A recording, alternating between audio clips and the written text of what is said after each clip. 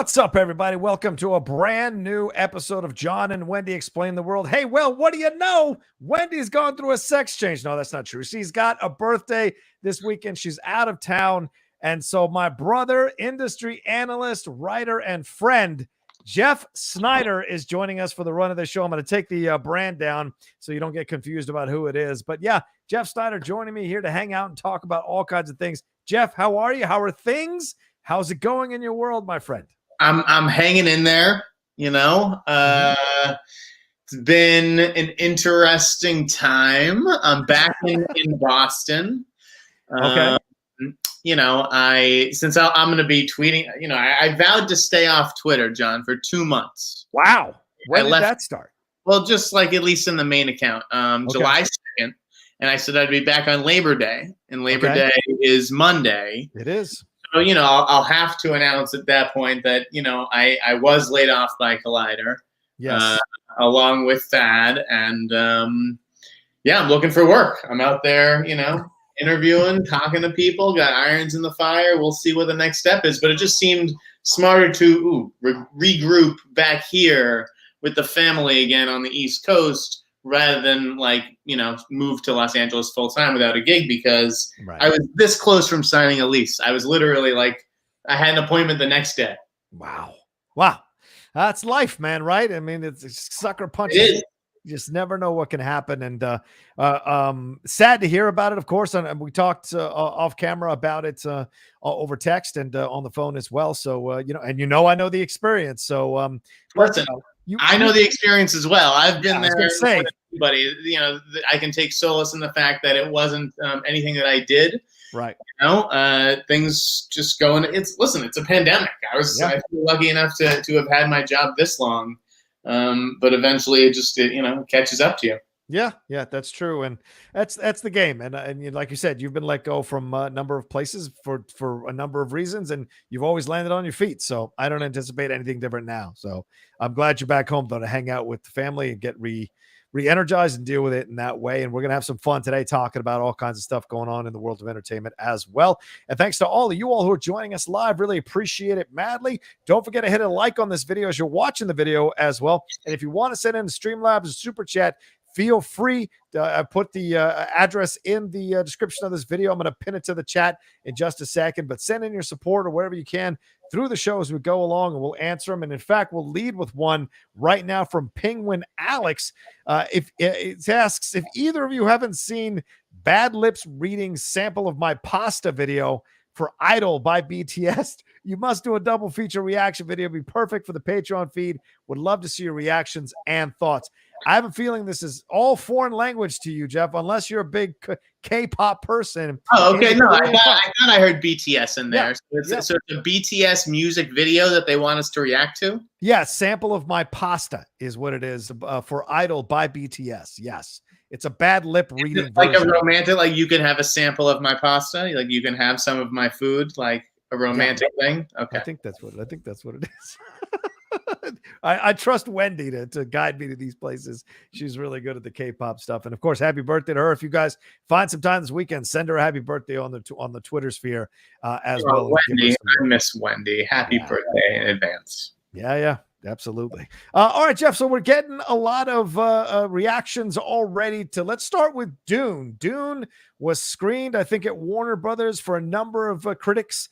And I've been reading a few of the reactions, a few of the reviews. They're not giving away too much, but certainly it seems to be that it has split the reviewerdom for sure. Some people are saying it's visually a masterpiece, but that the story gets a little bogged down, and that if you don't know the story backwards and forwards, it might be tough for you to follow. Some people have also on that side have also said this is a bit of a homework you got to do for the next film that's supposedly going to be great.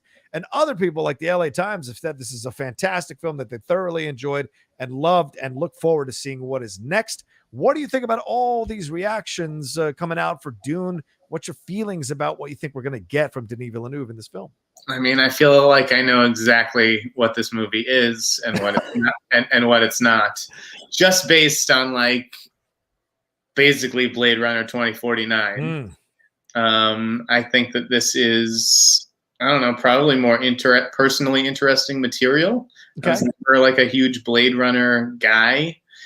Heartbreaking. So yeah. So like, I'm keeping an open mind, and I expect to find it visually dazzling as well. But like, just seemed like such a muddled story, and like half of the story, you know, I heard it compared to like Mortal Kombat, basically, where like they talk the entire movie about this big Mortal Kombat tournament, and it's like, we'll see that in the next movie. This is all about some war or whatever, and then it's like, that's it. I don't know what to say about this. It just seems like they threw a lot of stars at it. It better look great. Like, it costs like zillions of dollars. Yeah.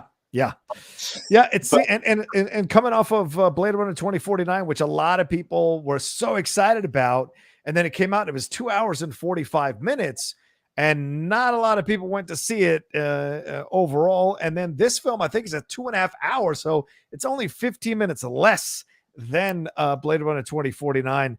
That kind of scares me a little bit overall. And Denis Villeneuve gave an interview a few weeks ago, and he said like, oh, Warner Brothers is full speed ahead with this second part. I mean, unless there's some catastrophic result at the box office, this is full speed ahead. Now, and the other part of this is that he also was upset that it was going to be streamed on HBO Max day and date. So do you think this might actually help him that it's streamed on HBO Max, because people feel more comfortable watching a film like this at home rather than going to the theater? They can take their time through it.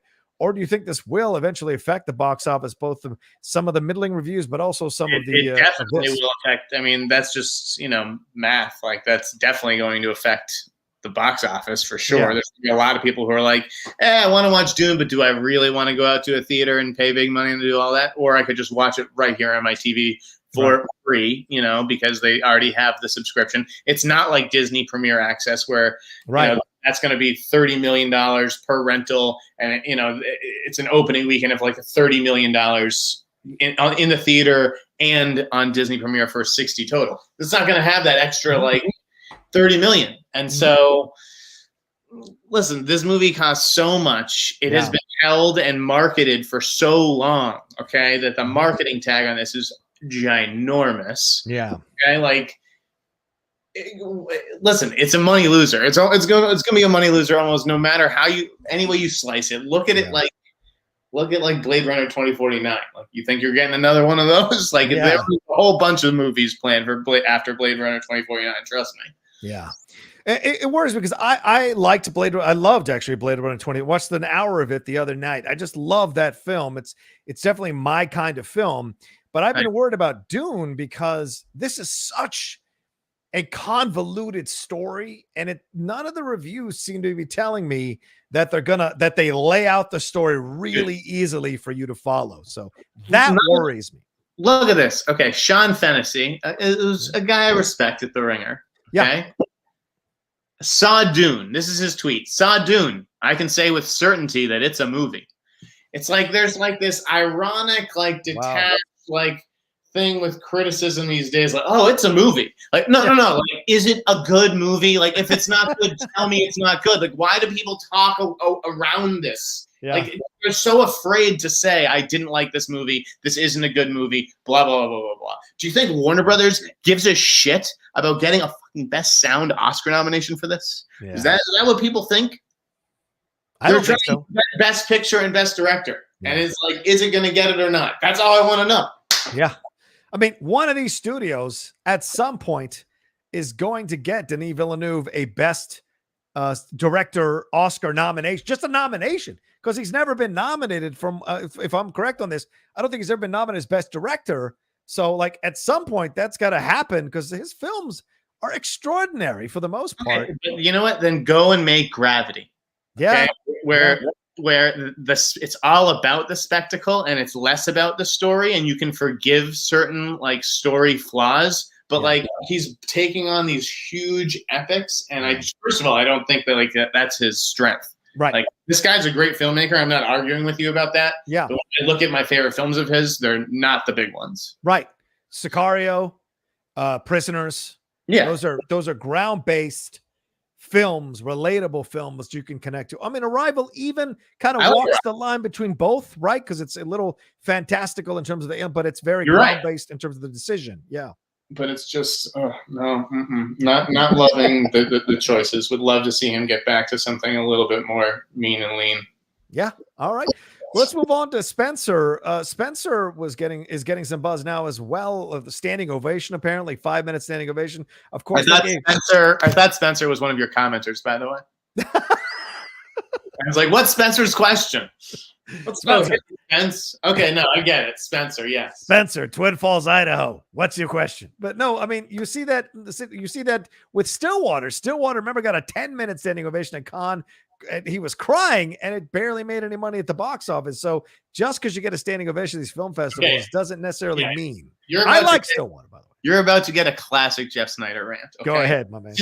First of all, I was a trade reporter for a long time. Mm-hmm. No one ever asked me or anybody that I even know to time a standing ovation. Who are these critics who fly to Venice with a fucking timer or a stopwatch and they're like 4 minutes, 5 minutes, 6, who gives a shit how long it was? Like, what? This is a crazy phenomenon that needs to stop, and journalists need to stop perpetuating the length of time of an ovation. And it means literally less than nothing. Okay, there you go. Yeah. I mean, obviously they use it to hype up a movie and would hype up the reaction or whatever. But, we're seeing so much of a divide between the critics and the fans that has been ever widening for the last few years, Jeff. So you might have a great point here saying that does this really move mom and pop in middle America, or even the son and daughter in middle America, to go see a movie because it got a 10-minute or 5-minute standing ovation? Have you ever heard of that? Have you ever been like, honey, do you want to see this movie? She's like, I don't know. What is it? Maybe. And you're like, well, it got a 7-minute ovation in Venice. You're like, I'm only really looking for movies that got 8 to 9 minute ovations or above. I'm sorry. 7's not going to cut it for me, babe. 7? That's all 7? What is this phenomenon? The media is just out of control these days. I don't disagree with you. What do you think about, though, this? You've seen the trailer. Do you think, judging from the reaction, judging from the trailer itself, do you think this is a possibility for Kristen Stewart to maybe achieve a level of a Academy Award nomination for this role? I do. I do. Okay. I first of all, I loved what Pablo did with Jackie. Yeah, Pablo Larraín, the director. Yes, I was a big Jackie guy. Some people didn't get it, and I totally respect that. Like, that's a kind of divisive movie. But if this is anything like Jackie, and I've read some reviews that suggest it's even better. Wow. I do think that she could get a nomination. Okay. I think that even though it's not work that I necessarily like. Yeah. Personal Shopper, a movie that critics fell for, that I was right. like, I can't watch this. Like, I never saw Clouds of Sils Maria, but like, this is work that I can respect with directors I respect. Yeah. And so she's been building towards this moment, and I do think that it could result in a nomination. I think a win is a little bit harder to come by, particularly when you're playing a real life person. Yeah. Like Diana. I mean, lots of people win Oscars for playing real life people. Don't get me wrong, but I would have a hard time imagining her winning an Oscar for that movie.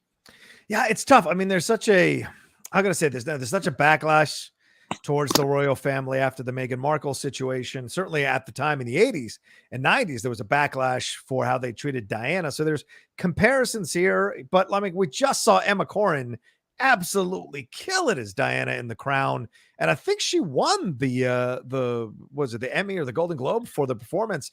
But she was definitely nominated. So like, what are you going to bring to this that she didn't already show you through the stages of this relationship? Yeah. On that, I mean, I can't say because I haven't seen the movie. Yeah. From what it sounds like, it sounds really interesting. Mm-hmm.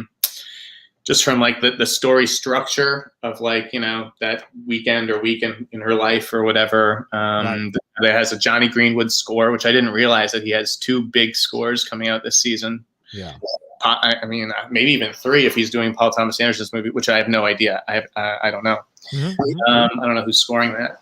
But Kristen Stewart, you know what? I feel like she just may be the victim of her own celebrity, where people will feel comfortable nominating her, but they'll just have a hard time wrapping their head around giving her an Oscar just because she's Kristen Stewart, and that's unfair. Yeah. You know, but I do think that that's a realistic thing to consider when you're predicting shit. I don't know who she would be up against. Like, you know, I'd really have to have like the list of contenders in front of me to be able to say, oh, this person probably stands a much better chance for this movie. But I definitely think that she could get in. So she's a serious contender, especially after these reviews didn't like laugh her out of the building. Yeah. Yeah. I mean, you look at this, Kyle Buchanan for the New York Times said, he tweeted, Spencer, yes, this is Jackie part 2 with beautiful dresses, empty loneliness given equal time. But Kristen Stewart plays Princess Diana very differently than Natalie as Jackie. And then we've got, who else was there? Owen. I'm sorry, go ahead. Yeah. They're different people. I don't understand that. Like, she plays Diana very different than Natalie Portman plays Jackie. Like, yeah, why would they be the same? I don't understand. They're not playing Jackie. They're not both playing Jackie.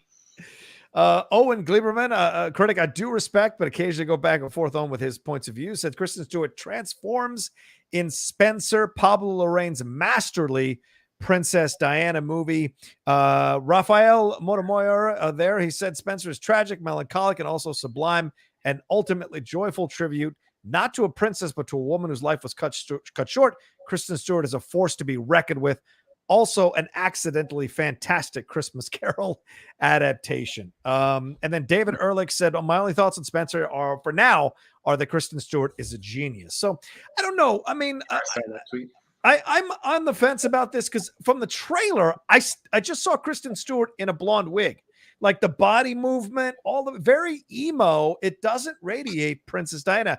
I'm a hardcore Princess Diana person. So that wasn't like a real full trailer, was it? Or no, was it was a teaser, but you saw her. You saw her moving around. She only spoke one line. You need additional context. You're right. At least a full trailer before. Yeah. Yeah, maybe I should. Yeah, and I got to watch. I do want to see it, but I loved what Emma Corrin did in The Crown. So it's going to have to win me over big time. And we'll see what DeBecky does when they come back for the next season of that. All right, let's move on to some King Richard reactions. A lot of positive reactions here too, as well. Doesn't surprise me. Yeah. Talk to me about this. What do you think about that? I thought this movie looked great. I've heard really, really good things about it. I do think that he could win this year. Wow, really? Yeah. For sure. I think he is a top 3 contender almost for sure. This is just the perfect sort of Oscar bait kind of movie and the entry point into telling the story of the Williams sisters, at least their origin story. Like, I'm certain we'll get a Venus and Serena, either a movie just about them, like, you know, more when they're adults, like a bio 10 years down the line, or individual biopics, like the Venus movie, the Serena movie. Yeah. Who knows? But they're obviously both like sports greatest icons. I do think that they will probably get that treatment. It's sort of. Do you think it like that they'll always be paired together? Like, you know, all like the documentaries about them will always be the Williams sisters. Yes, and I think that's intentional. I think Serena has certainly stepped out on her own. You could do a separate biopic on Serena for sure, because she's been more at the forefront of a lot of activist political causes. She's at the forefront of fighting for women's rights in tennis and in sports. And she's been out there, of course, with Black Lives Matter and be very vocal about that. But also her tennis. She absolutely eclipsed Venus a long time ago by a large margin. So you can do a separate one, but I think she'll always be tied to her sister.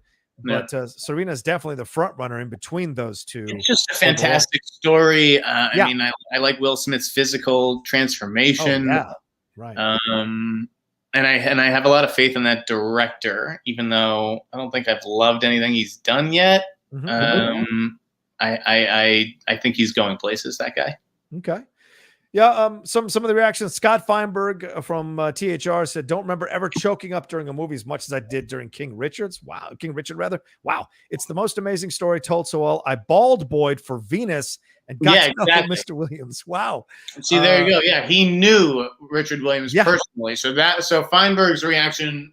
I mean, not that you have to take it with a grain of salt because it's a genuine reaction. I actually really like Scott, and I think he has good taste, but you know, he had a personal connection to this story, so no wonder it got to him. Yeah, and he also said that he met Richard Williams, and so he said Will Smith nails this man. So that's pretty incredible.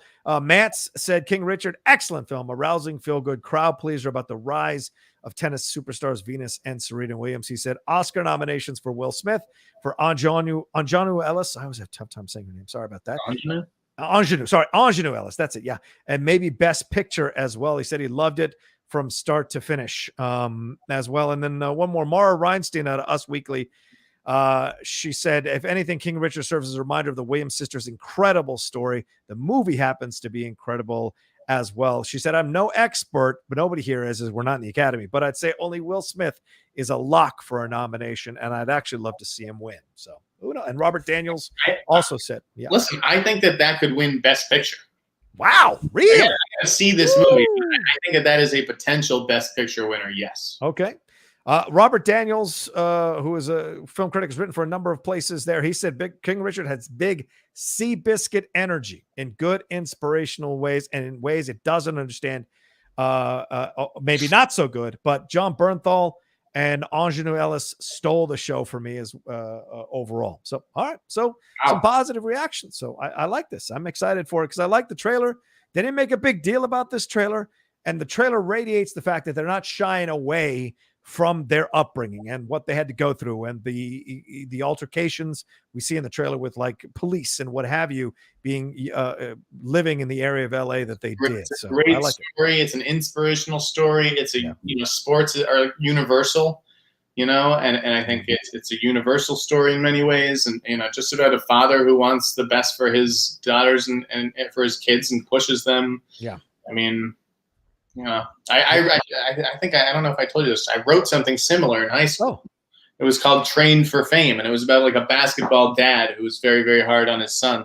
Really? Oh, wow. Okay. And did you sell it?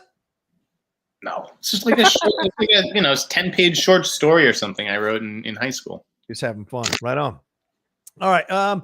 Let's move on to some CYRANO reactions, man. We're getting a lot of positive reactions. Yeah, that sounds like it's pretty good. Yeah, talk to me about that. You have Peter Dinklage. He's getting a lot of love for this film overall. Yahoo, RogerEbert.com loved it as well. What do you think about these reviews coming out? I mean, I think that Peter Dinklage is one of our kind of most beloved actors when you think about it. I've never really heard anybody say a bad word about this guy. Like, everybody loves him. And it sounds like he has like the best feature role of his career. Yeah. I'm not the biggest Joe Wright guy. I'll be very upfront about that. Okay. Even Atonement and like Anna Karenina, I wasn't big on either of those movies. But this is a timeless story for a reason, and it sounds like it's very romantic and creative, and I'm certainly willing to give it a shot. Yeah, I mean, the reviews are basically saying that Peter Dinklage is the reason to see this thing, but the surrounding movie, there are some issues or some down parts of the film that aren't that interesting or good, and so it feels very similar to Darkest Hour, which is also Joe Wright, where a lot of people loved Oldman's performance, but didn't necessarily like the overall movie as a whole, or didn't think it was that great as a whole. Just like Lincoln, right? Daniel Day-Lewis, he's an incredible performance.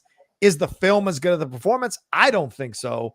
And I wasn't the only one, but it may be the same kind of situation here for Peter Dinklage. But, good to see a different interpretation. And this was a stage play that they turned into a film version as well. You can get a nomination.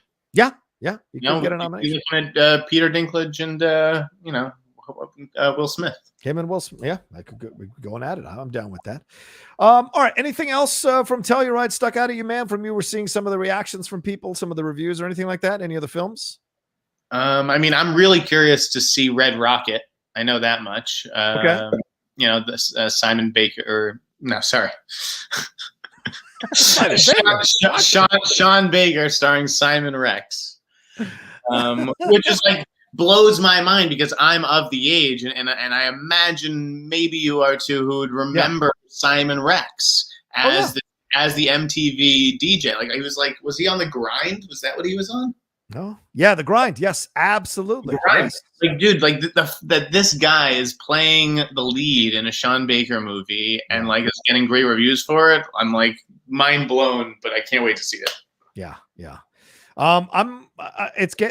Belfast is getting some nice reviews coming out of Telluride as well. I'm excited for that when I shot a trailer reaction for it earlier today, and I want to see what we get. I've loved Branagh since Henry V as a director, as a performer. Does he always get it right? No. Artemis Fowl will tell you that he doesn't always get it right, but Cinderella was a surprise, and a number of films that he's directed have really kind of beaten the odds in terms of being liked by the general public overall. I even liked that All Is True Shakespeare when he did 2 or 3 years ago. So to see him kind of stepping into this film, and apparently it's a very personal story set in 1969 in Belfast, Northern Ireland, during the Troubles, when the Troubles were first starting.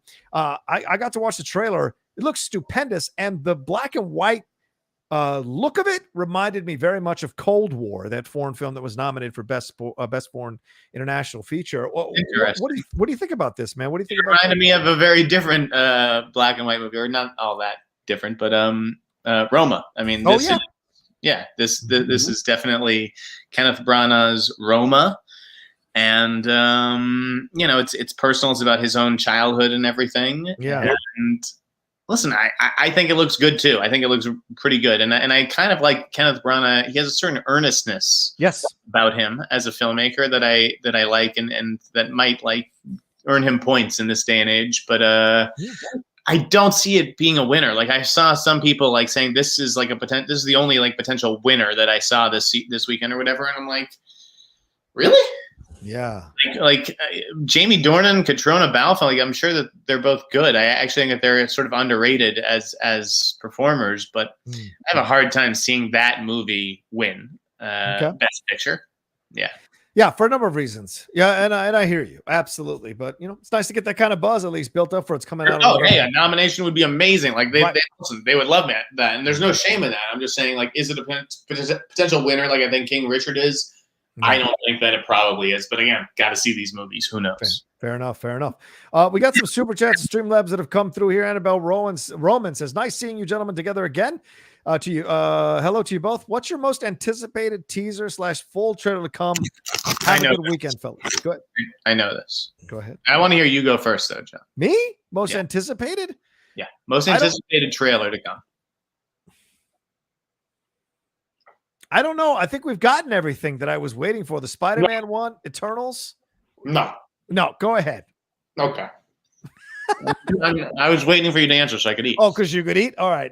I don't know. We got a Dune trailer. We got every trailer that I've been looking forward to. Maybe a Miss Marvels. Maybe The Matrix. The Matrix Resurrection. That is the movie. I'm just what is this movie going to be? I need to see it. I need to get my eyes on it. What is happening? All right. If you say so. I'm worried about it because of some of the early reactions from that screening they did. The meta aspect of it all. Apparently they mentioned the Matrix movies in the Matrix movie, and that makes me go, and either be a mess or it could work brilliantly. That's what I feel like. And calling it Matrix, what is it? Rebirth, Revolutions, whatever it is. The second one, Rebirth or whatever it's called. Resurrections. That's it. To me, why would you use another RE word? We had Reloaded, Revolutions, and they both sucked. Why would you go back to an RE word? Go to another fucking word, because you make a subconscious connection, and I think that's a dangerous thing. What do you mean? It's part of that series. It's the same franchise, the same characters. If it was a reboot, then I could see what you're saying. But The Matrix 4. Just use another word. Just call it Matrix 4. I'd be fine with Matrix 4. I just Alien used resurrection, didn't it? Alien Resurrection. Juns with the plural, but I'm like, this, I don't know. It's seems stupid. All these Independence Day resurgence and all this fucking stuff. It's stupid. Sorry, am I allowed to swear on here?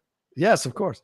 Daniel Haygood says, "I love to see two industry reporters with such insight and personality on the same show." Oh, thanks, Daniel. Thank you very much. Very kind. Thank you. Annabelle Roman says, he was trying to correct his earlier thing. We appreciate that. All right, so it's some Streamlabs here. Doug Developer says, as one of the few who still follows the Oscars, I think if Glenn Close is nominated for Best Actress yet again, the Academy will just have to give it to her out of sheer pity. Yeah, Jeff, do you think that's the path we're walking with Glenn Close in the Academy? I think if Glenn Close wants to win an Oscar, she will probably have to do Sunset Boulevard movie. And Ryan Murphy cannot direct it. Ryan Murphy cannot be the guy who directs that movie. He can produce it. I'd even give him that, but Yeah. no, can't direct it. Not if she wants to win an Oscar. All right, fair. Yeah, the prom was horrific. Absolutely horrific. I don't know how people like that movie. Who would watch this movie? That's what I'm saying. I don't understand. I like JC Mighty saying this is Collider Resurrections. Collider Resurrections. That's right. Good point, JC. That's good, JC. I wish them all the best. There was one movie that I forgot about. Oh, yeah. Go ahead. Come on. Okay. Talked about that one. Read about that one? I don't think I have. It's the Mike Mills one with Joaquin Phoenix.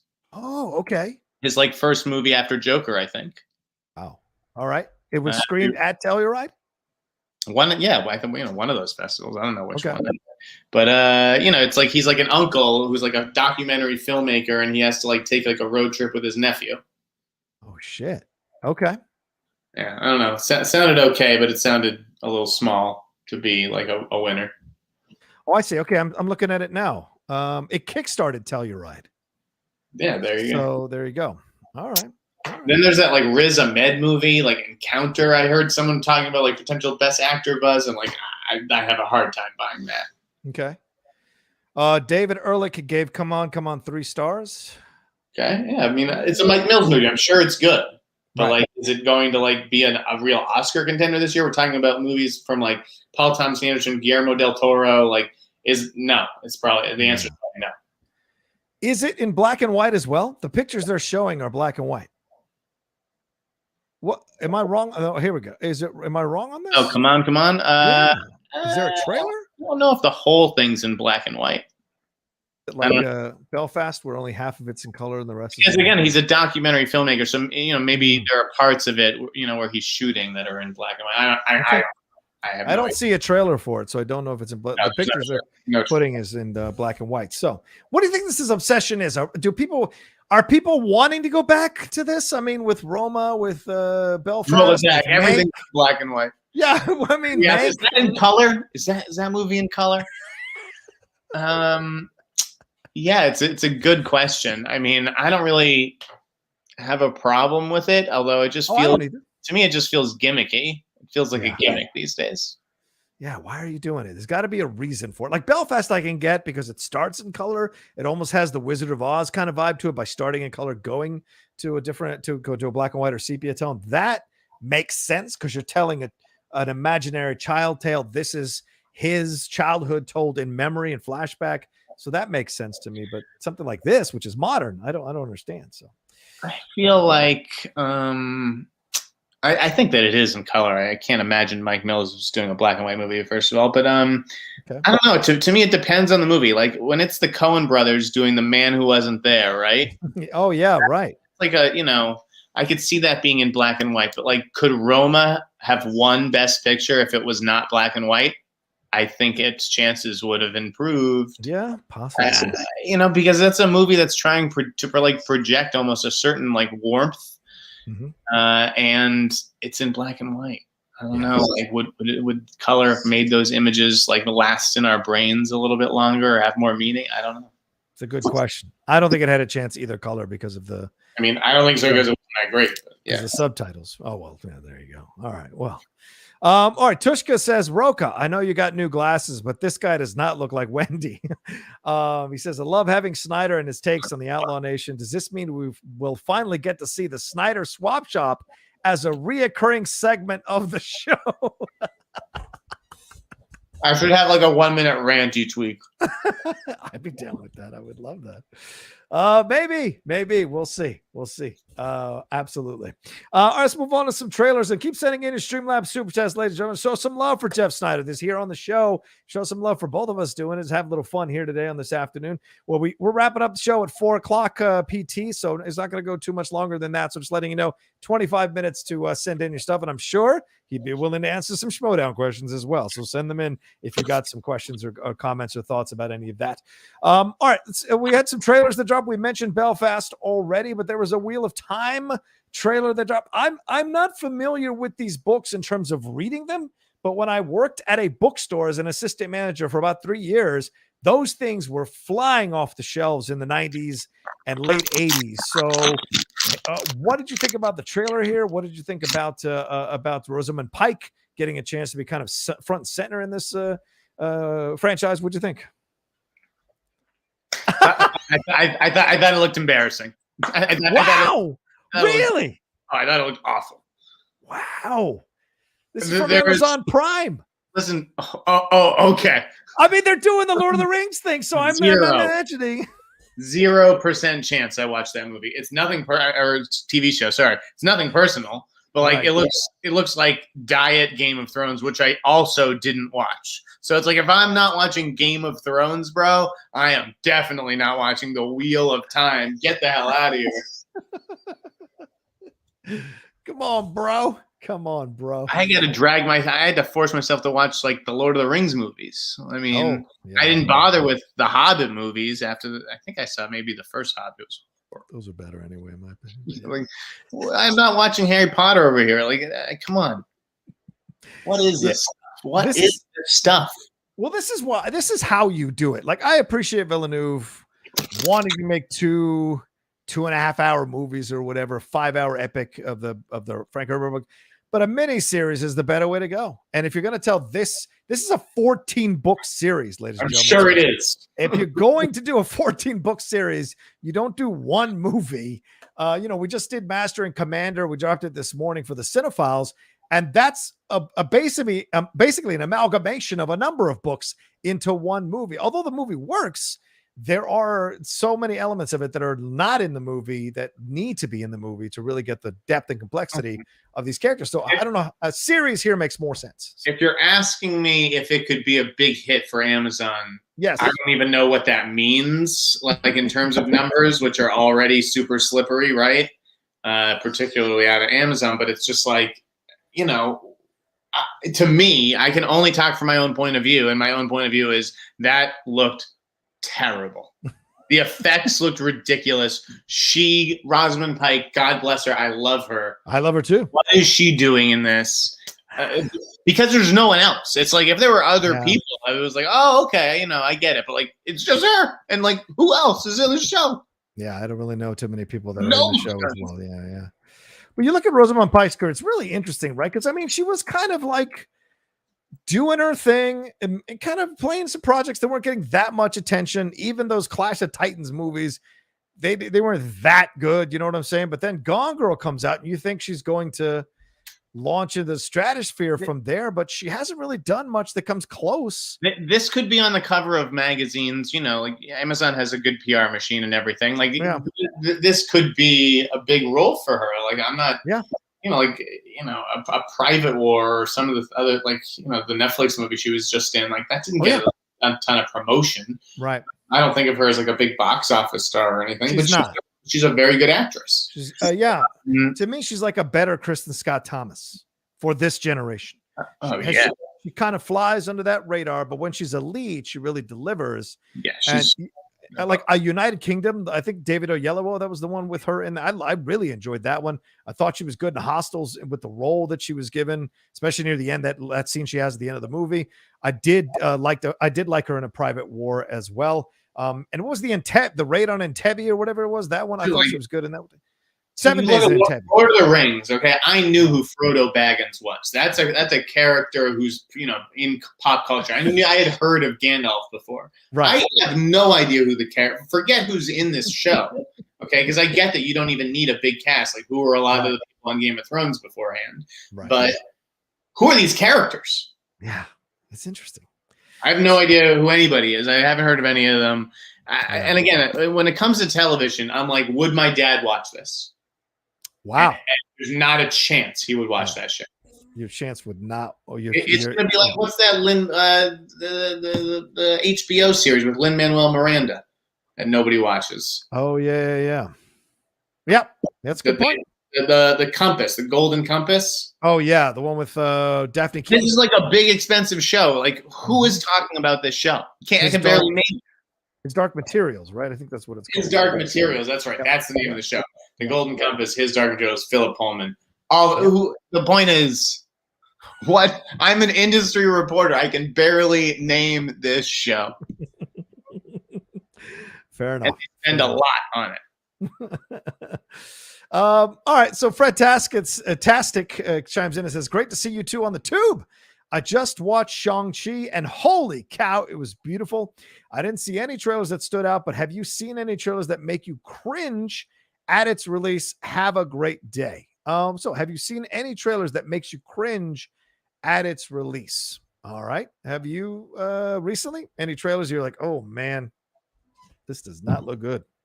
Any just really embarrassing trailers? Yeah.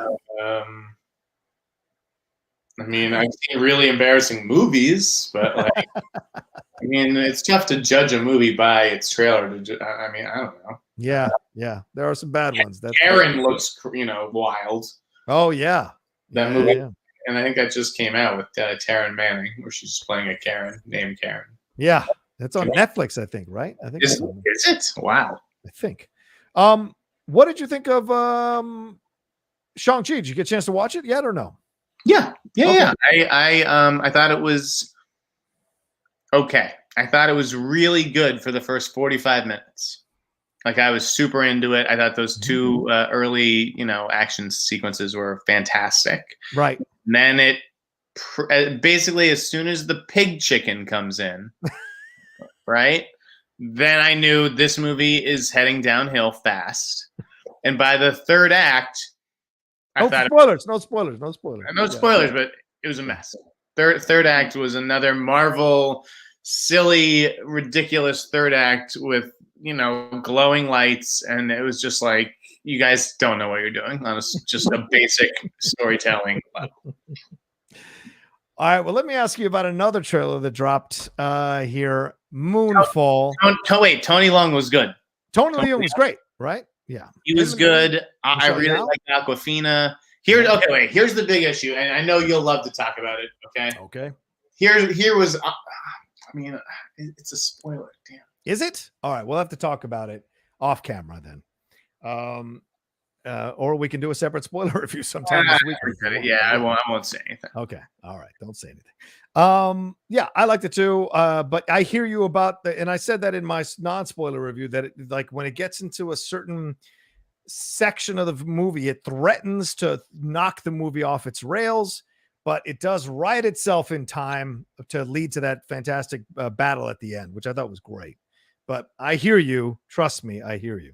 Moonfall is another trailer that dropped here. This one with Halle Berry, John Patrick Wilson, Charlie Plummer, Kelly Yu, Donald Sutherland still doing his thing, Michael Pena, and it's directed by Roland Emmerich. I don't really trust Roland Emmerich that much, Jeff.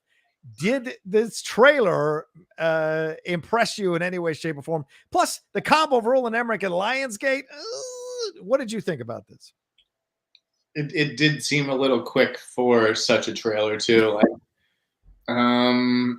listen, it was the best trailer I saw that day, which also featured the Red Notice trailer. Oh yeah, and Wheel of Time. So I'd rather watch this than those. I don't know. What are we talking about again? Moonwall, yeah, Moonwall, Moonfall, rather. Exactly. Okay, the moon's falling. It looked like a fun premise, no matter who's in it or who's it from. It was like a premise movie. Right. The trailer wasn't a great trailer. It didn't really tell the story, but it's a tease, right? It's just like it's all about the text on screen, right? Yeah.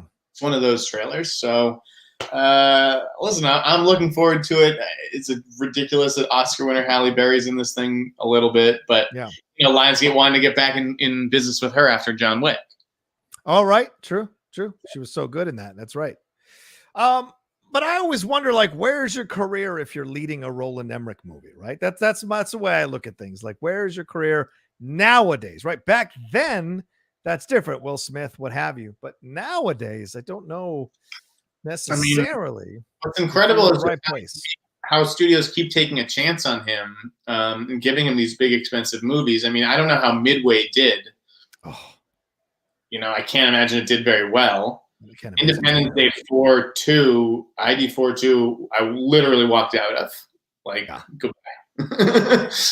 It was one of the worst pieces of shit ever made. How dare What do you want to say about that movie? Midway was made for $100 million, which is insane. and it made a whopping $126.7 million. Right, not terrible though.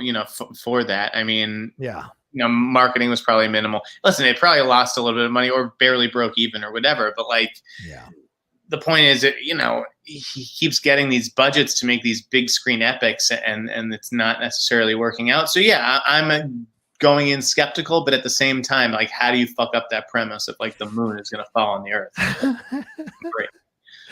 Now, I mean, after Independence Day, he did Godzilla, which sucked. The Patriot, which I don't like. The day after tomorrow, a lot of people like. 10,000 BC, no. 2012, it's a fun movie. I forgot he did 10,000 BC. Wow. 2012 is a fun movie. You knew what it was. Yeah, exactly. Anonymous. I've never made myself watch Anonymous because I don't believe in that nonsense that Shakespeare didn't write those plays. Ridiculous. I liked White House Down for what it was. No. I didn't see Stonewall. This is a brutal stretch. You're directing. You're describing a director who's coasting on one hit. Well, that's what I'm talking about. So that's what I'm saying to you. Like, if you're Halle Berry, you're Patrick Wilson, and even Michael Payne to a lesser extent. Well, because this is in his wheelhouse. This is also in his destruction movie wheelhouse, and so you're just hoping to like replicate or even half replicate the success of Independence Day, right? Yeah. But it's Lionsgate. You're not going to get that much money off Lionsgate, dude. You know that. Come on, work with me, man. I fucking Lionsgate. Norville Ross sent a super sticker. Thank you, Norville. Appreciate the support, my man. Senor Nerd has a ridiculous question. Who is the better director, Roland Emmerich or Michael Bay? Come on. By miles, it's Michael Bay. Come on. Yeah. Pay some respect to the man. Put some respect on his name. Just overlook the Transformers movies. You don't have to. You don't have to. Whether you would know what your opinion is, but I mean, like Pain and Gain, 13 hours. That's what you're bringing to mind. I'm saying that he could do small films that are successful or good. And Roland Emmerich can't even be as big. Are 2 Criterion titles. That's right. Not on Blu-ray, but certainly on DVD.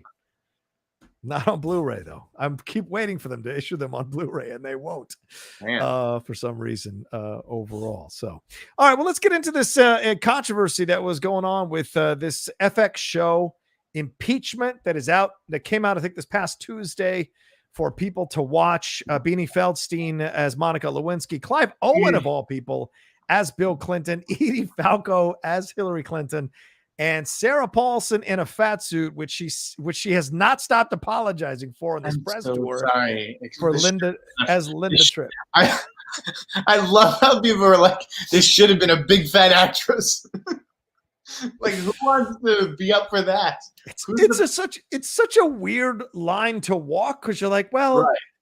I guess you're taking food away from an actress who looks like Linda Tripp, but then again, John Goodman played her on SNL, so it's like, you've got this kind of weird. So Sarah Paulson looks ridiculous in the fat suit. So 100%, I think that's ridiculous. And as a guy who's always struggled with his weight, I know what the fuck I'm talking about. So to me, I didn't have an issue with it. She's got a right to work, but at least make it look good. It did not look good. And I watched the first. I'm going to hate watch this whole thing. And I'm going to issue a review, I suppose, later on this weekend about it. But to me, this is such a train wreck on epic levels, because there's no sense of Bill Clinton and Clive Owen's performance at all, with that nose or not.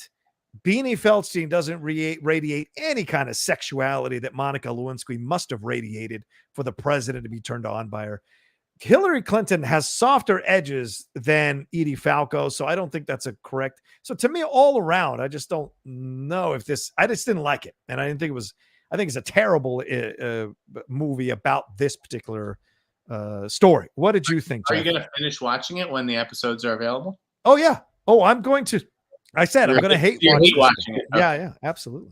I like it. I think it's compulsively watchable and entertaining. I do not think it's anywhere near the first 2 seasons of American Crime Story, which I just think are like incredible television. That's the O.J. Simpson show and the Versace show, which is really the Andrew Cunanan show.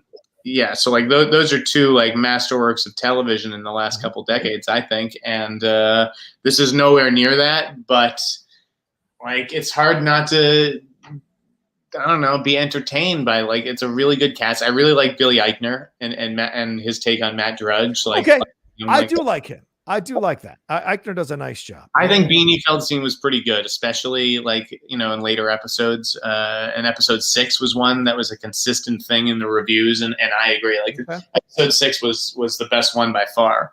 And that's what they gave us originally for the folks watching at home. They gave us 6 episodes. They recently added a 7th. Which I was quick to watch, but I hear you on the Clinton stuff. It doesn't. That's a fair criticism. Yeah, there are times when he looks just like him, and then there are times when it's like his prosthetics look like worse than Sarah Paulson to me in the fat suit. Like he looks, at times. Well, look, and it's not like it's not possible. Look, Anthony Hopkins looked nothing like Richard Nixon. Yeah, exactly. It doesn't necessarily matter. Exactly. He conveyed the energy of Richard Nixon. So it was believable when you watched it in the construct of that Oliver Stone film. Mm-hmm. But when I'm watching in this movie, I'm like, I can't even remotely dial in. It's tough. I think it's tough almost as guys, because it's like we don't know what Bill Clinton would be like behind closed doors or whatever. It's true. You know, like maybe that's why we can't we're having trouble squaring it with like the public Bill Clinton that we all kind of know. Yeah. I don't know. I don't think it's the worst impersonation or interpretation of Clinton, but it's definitely not on the same level, I think, as some of the others. I loved Colin Hanks. Oh yeah. But Colin is always good. He's underrated.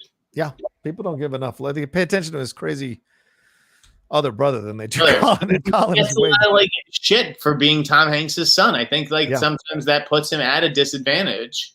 And I think he's talented in his own right. I agree 1,000%. I loved him in Fargo. That season of Fargo, that he was excellent in that season of Fargo. He doesn't really get the credit he deserves simply because he's a Hanks. And I get that, and he probably knows he has a career because of that name. Right. You know, but he has carved out his own space in the industry, I think, and he deserves his due. So who else was good, man? I mean, I don't know. It's such a big cast, and I can see why you just think it's like this is cartoonish and like everybody's a caricature. I can see that, but I've got to believe the story. Look, Monica Lewinsky is producing this, so I got to give respect to the fact that she wants to tell her side of the story. I think it's incredible that our society has come along where we've stopped making her a joke and actually give her some kind of respect. Yeah, to tell her story. Yeah, to tell her story, which I think is correct. Do you know what I'm saying? But I've got to believe that there was actual sexual tension between your two main people if you're telling that story. I mean, the way Monica tells that story, she is this young, kind of flirty girl who's, kind of excited to be doing this intern job. Beanie doesn't radiate any of that, in my opinion. When I watch her, she's completely different because I think she's. It's not there. This is hillbilly hot. You got to be hillbilly hot. That's what I'm trying to tell you. Anyway, go ahead. Yes. I think this is where your personal preference is getting in the way of things. I don't think Beanie Feldstein women are maybe your type. Maybe. But they're mine, like the curvy, swervy. No. This has nothing to do with the fact that Beanie is her body type. No, I'm not commenting on her sexuality or attraction or whatever. I'm commenting that she doesn't physically radiate that same energy. But I think she Monica. I think that she has that sort of thing. That there's a naughtiness in her eye, like the kind of girl who like would sneak off and hook up with the boys at summer camp.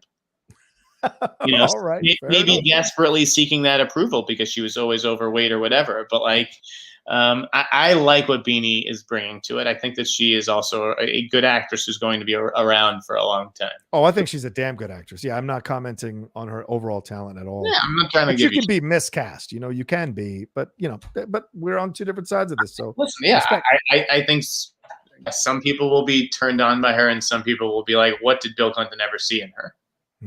I can see what he saw. Maybe me too. In Monica, yeah, absolutely.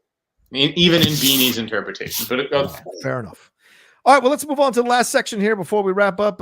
You brought this up off camera. We're going to talk about it. Miles Teller got COVID after refusing the vaccine, which has now brought this Godfather film that they're doing based on the creation of the Godfather Series, to a halt. So, and this production has already been kind of snake bit with casting and recasting and all of that. Right. So this adds another, I don't know, layer to this situation. What do you think about this? What is wrong with these actors? Like, you're supposed to be a leader on set. And Miles, he's disappointed me in this regard, if this is true. And you gotta love the publicist. I think that her, response to all this was just like, your facts are incorrect. Oh, okay.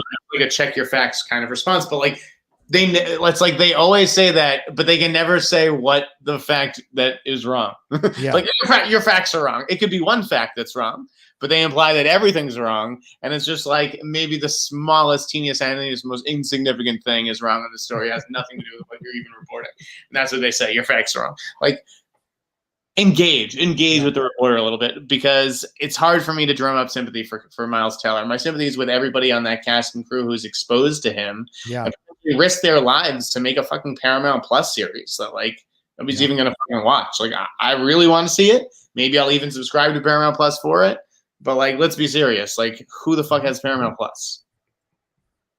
I do, for the Star Trek stuff, because I'm a Star Trek guy. And my girlfriend loves all the Star Trek people have Paramount Plus. Yeah. Nobody, like, normal has Paramount Plus. Okay, how dare you. I would have loved to have watched The Stand. Okay, but like, I need more than The Stand to get me paying for a streaming service. Fair enough. Nobody was talking about The Stand. Come on. Yeah, nobody was. A huge show.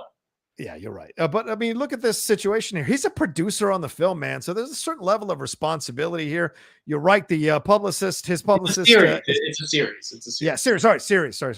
Yeah, Lauren Holzenpa is the publicist. I hope I'm saying that right. I like Lauren. Yeah. Yeah, she's cool. And she said, like, your facts are incorrect. But then they issued the statement saying, out of abundance of caution, we have temporarily halted production. We will continue to follow safety protocols, blah, blah, blah. But like, they're covering their asses for him. Like, he's their star. But Teller replaced Armie Hammer, who had his own controversy, of course. Yeah, he probably did him a solid. They don't want to embarrass him. But listen, if that's what the reporters are saying, that it was Miles Teller, and it was because he refused to get vaccinated, and part of the report, I believe, is that he refused to be tested. Yeah. He refused to be tested. Like, this is insanity. And I don't even understand, like, who's in charge of this set. Is it Miles Teller? Is it the director? Is it the COVID person? Because there's got to be a COVID safety person. And I don't understand why they don't have the final say on who gets to come onto the set and who doesn't. Yeah. Like, I understand even people not getting vaccinated. Like, I mean, it's crazy to me, but like, there are people who do. It's a personal choice. I'm not going to force a needle into somebody's arm. Absolutely not. But you're not even going to be tested, bro? No. That is fucking crazy to me. It's just willfully putting everybody at risk. And sure enough, he did test positive. God knows why, what he was doing. Maybe he was exposed by someone who was vaccinated, who got it. Like, I'm not putting that. It's like Bill Belichick said the other day, right? Like, look into that. There are plenty of people who are vaccinated and got COVID. Yeah. Right. Like, it's a pandemic. It's going to happen. I'm not mad at people for getting COVID, but, do what you can to protect yourself and do what you can to protect others. And he clearly ignored that. And that is arrogant. And I'm disappointed, Miles. Well, it's not like Miles doesn't have a reputation for being a bit of a difficult. Yeah, but I don't buy into people's reputations and stuff like that all the time. Okay. I don't know. I think it's easy to make targets of some of these people. Maybe I just give Miles more of a pass because I think he's super talented. Well, they did the same for Val Kilmer, and in that documentary you watched, for a lot of people, he was apparently pretty clean. So yeah, according to him. But yeah, we'll see. I mean, we'll see. This is, like I said, this has already been a snake bit production. Paramount Plus is. I think this is their first one of the first few series they're doing that are original content that aren't Star Trek related, and so it's a big show for them. This is massive because obviously The Godfather is out of Paramount Pictures. So they're big IP. Yeah, they don't want to make it look bad or anything. So I hope that he feels better and makes a quick recovery, and I hope that nobody else on that set comes down with it. Yeah, absolutely not. We hope not. It's dangerous. But if you're working with people, get vaccinated. All right, that's my official stance, not Jeff's. But all right, thank you all so much for joining us. We should all be getting vaccinated. Yes, there's no question about that. Oh, we got one last question, Jeff. From James P. With reports that movie attendances are a fraction of pre-pandemic, what do you think the future holds? Black Widow has yet to cover the costs of a $200 million budget. If moviegoing doesn't recover, isn't it going to mean the end of a lot of high-budget films? Yeah, Jeff, do you think, we just talked about Roland Emmerich, Yes. do you think those days are going the way of dinosaurs? What do you think? Yes, I just pitched a story on that. I do think that the mid-budget movie may have to return because it doesn't make any mathematic sense to make a $200 million movie for a streaming service in the hopes that the number of subscribers that will add the service because of that movie, right, I only can justify the budget. And I realize that the marketing budget would probably be a lot less than like pushing a theatrical release. Should be saving money there, but I'm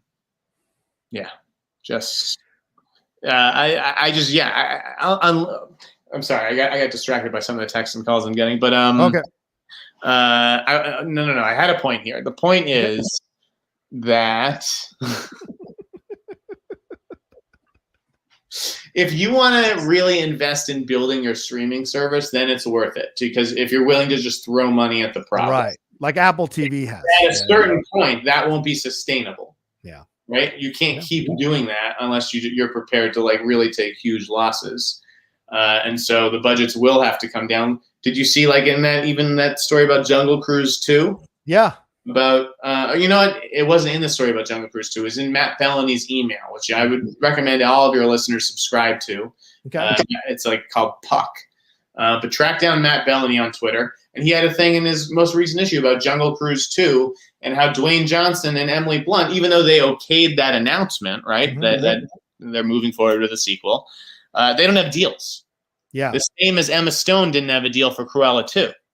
And so she could have sued like Scarlett Johansson, right? But she didn't because they gave her, we're going to make a sequel to Cruella 2 and we're going to pay you a lot of money that you don't really deserve because the movie wasn't all that successful. Right. That's exactly what is going to happen with Jungle Cruise 2. Yeah. But, The Rock's going to get paid. But in that report, it said we want the budget to come down significantly. Right.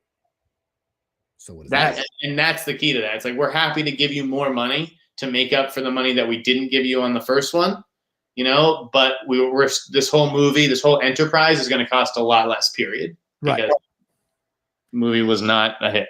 The production value is going to go down. Any way they want. The level of director is going to go down. So those are the things that you might have to make the trade off on overall. Yeah. And you see it happening. So because the days of Netflix throwing $400 million at Rian Johnson to do 2 Knives Out movies, I think those days are slowly starting to end. But at least so I think that may even become more commonplace. Actually, really? Okay. Like the Exorcist deal.